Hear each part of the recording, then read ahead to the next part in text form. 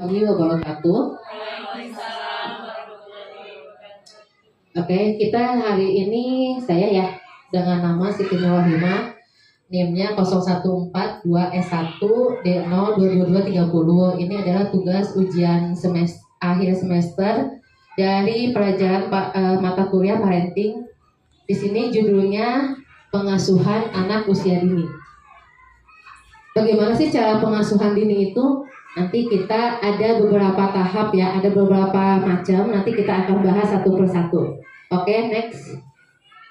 Oke, kita akan membahas tentang pengertian pola asuh orang tua. Pola asuh itu adalah cara orang tua mendidik, membimbing, dan merawat anak-anaknya. Ini termasuk dengan kedisiplinan anak sama kasih sayang orang tua terhadap anak. Pola asuh juga merupakan tanggung jawab tanggung jawab orang tua, karena orang tua adalah guru pertama yang dipelajari banyak hal oleh anak. Oke, next.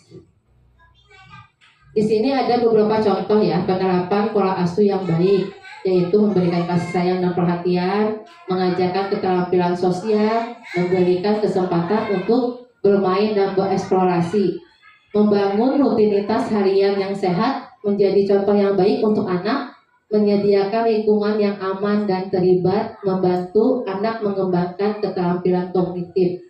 Ya, lanjut ya.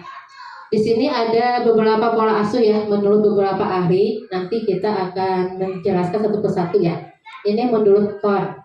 Pola asuh itu adalah sikap orang tua dalam berhubungan dengan anak yang dapat dilihat dari bagaimana orang tua itu memberikan peraturan, hadiah, perhatian, dan merespon keinginan anak. Itu menurut Thorne. Berarti ada peraturan yang harus diterapkan di lingkungan keluarga, terus mendapatkan reward kalau misalnya dia mendapatkan sesuatu, mendapatkan misalnya nilai yang baik atau misalnya pujian, terus perhatian dan merespon keinginan anak. Terus menurut Toha, pola asuh itu adalah cara yang terbaik yang dapat ditempuh orang tua dalam mendidik anak sebagai perwujudan dari rasa tanggung jawab kepada anak.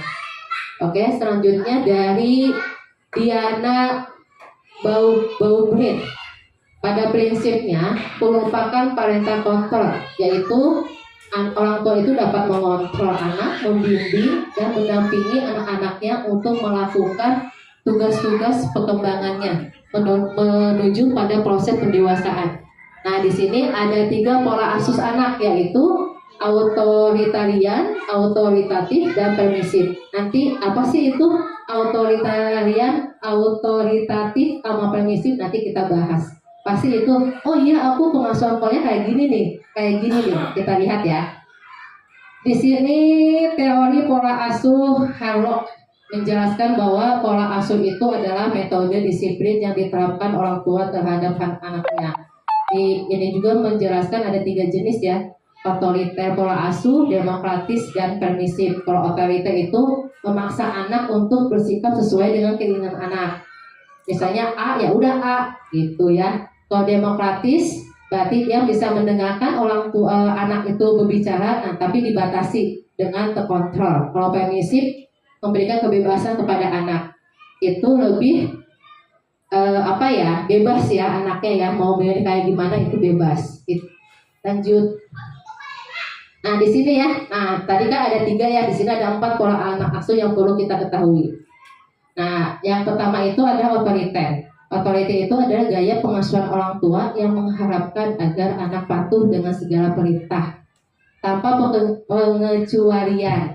Ciri-cirinya itu adalah tidak responsif ya terhadap anak ya. Itu mempunyai aturan, mempunyai ekspektasi tinggi agar anak berperilaku baik. Misalnya anak, wah ini harus pintar nih, harus bisa baca nih. Walaupun anaknya misalnya otak anak itu kan tidak terlalu sesuai umurnya. Jadi anak-anak tuh misalnya dipaksakan, itu tidak baik juga. Kalau otoriter. Ini autoritatif yaitu suportif, berbeda dengan pola asuh sebelumnya. Gaya pengasuhan ini orang tua itu tergolong suportif dan memberikan respon terhadap pilihan anak. Ciri-cirinya itu adalah mempunyai peraturan yang jelas dan masuk akal, suportif, responsif, serta menghargai setiap pendapat. Lanjut. Nah, permisif ini adalah orang tua menerapkan pola yang hangat tapi terlihat lemah di mata anak. Misalnya ciri-cirinya itu adalah responsif terhadap anak, sedikit atau bahkan tidak mempunyai peraturan, terlalu sabar, lemah lembut. Jadi apa ya? Boleh. Kita tuh anak apa aja boleh. Oke, ya.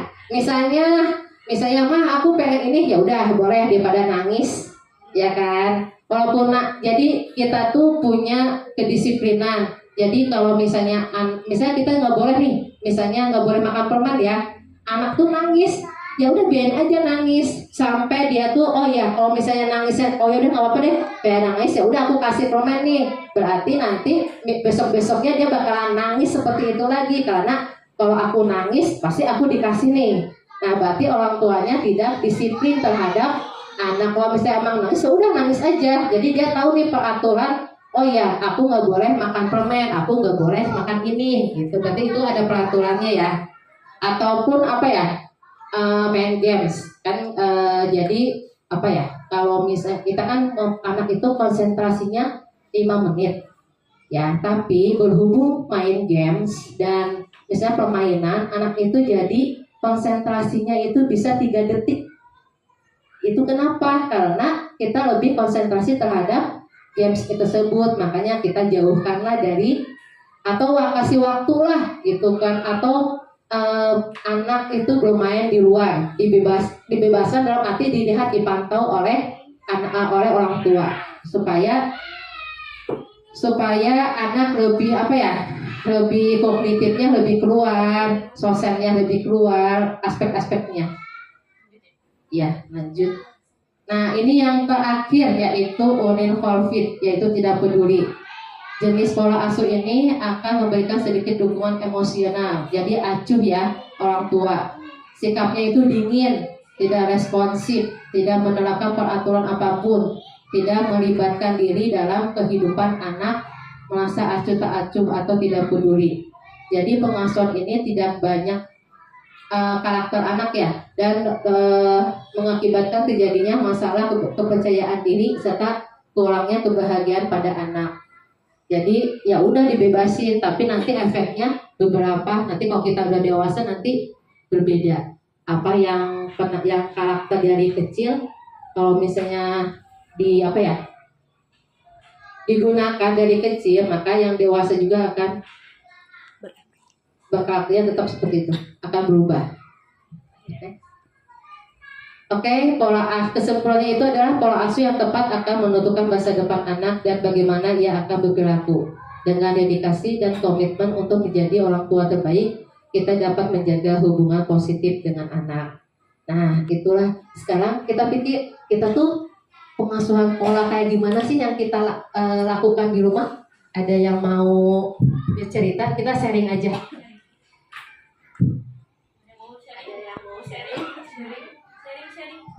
Tentang pengasuhan tentang apa sih? Misalnya kita ngebiarin dia nangis karena mau sesuatu, kita sebagai orang tua ngebiarin, tapi neneknya bersih maaf jadi dia ngasih nih.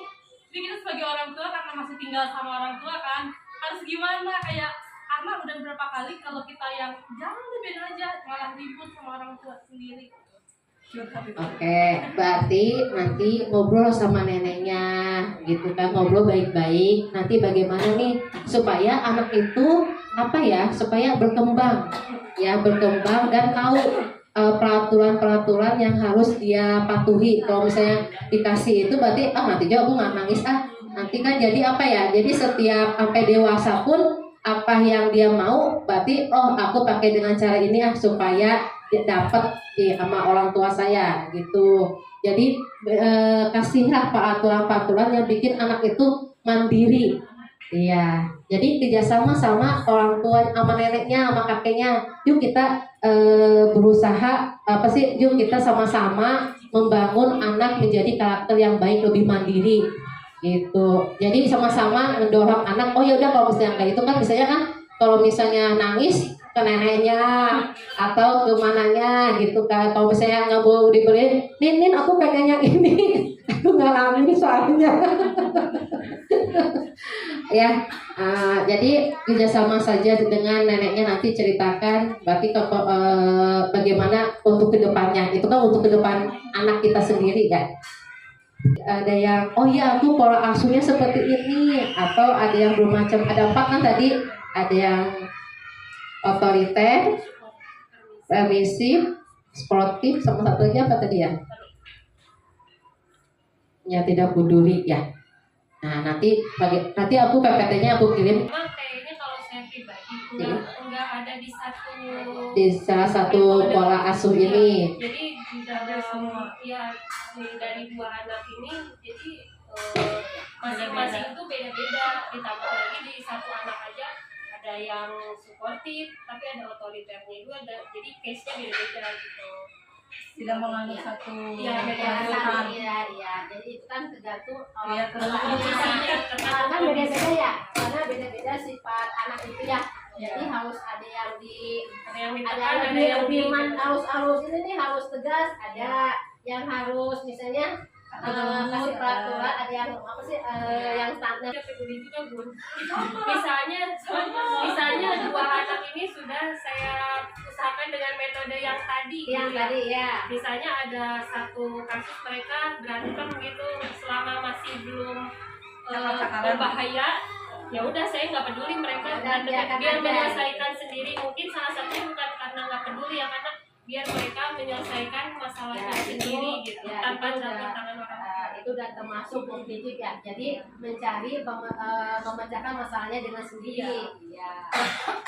Jadi ada di semua. Oke. Capek. Betul ya. Itu otoriter ya. Karena saya kalau misalnya harus naik kelas, harus pintar, harus ranking 1, itu yang zaman dulu. Tapi sekarang kan ada perubahan tentang metode-metode pengasuhan. Ya dulu juga ngalamin kayak otoriter itu kayak gimana. Ya. Jadi berbeda ya pengasuhan pola zaman dahulu sama zaman sekarang. Jadi kalau dulu mungkin lebih ke otoriter ya, tapi mandirinya itu lebih kuat, ya mentalnya itu lebih kuat. Tapi nanti semoga kita ya sebagai orang tua jangan terlalu lemah. Jangan terlalu lemah itu dalam arti terlalu memanjakan anak, ya. Jadi ada peraturan-peraturan yang harus yang harus diberikan kepada anak. Supaya kenapa? Supaya kedepannya anak-anak itu lebih mandiri, lebih bisa memecahkan masalahnya sendiri. Contoh, misalnya PR tugas dikerjakan sama orang tuanya. Karena kenapa? Nanti efeknya, udah deh PR-nya dikerjain aja sama mama, kan biasa juga sama mama, gitu. Jadi pelatihlah untuk melatih disiplin anak dengan cara apa? Dari usia dini ini, ya. Yuk kita belajar sama-sama supaya anak-anak kita lebih mandiri, lebih mempunyai karakter yang lebih baik di kedepannya. Oke, tidak ada yang perlu ditanyakan lagi? Tidak ya. Oke, terima kasih untuk hari ini. Assalamualaikum warahmatullahi wabarakatuh. Waalaikumsalam warahmatullahi wabarakatuh. Oke, dilanjut.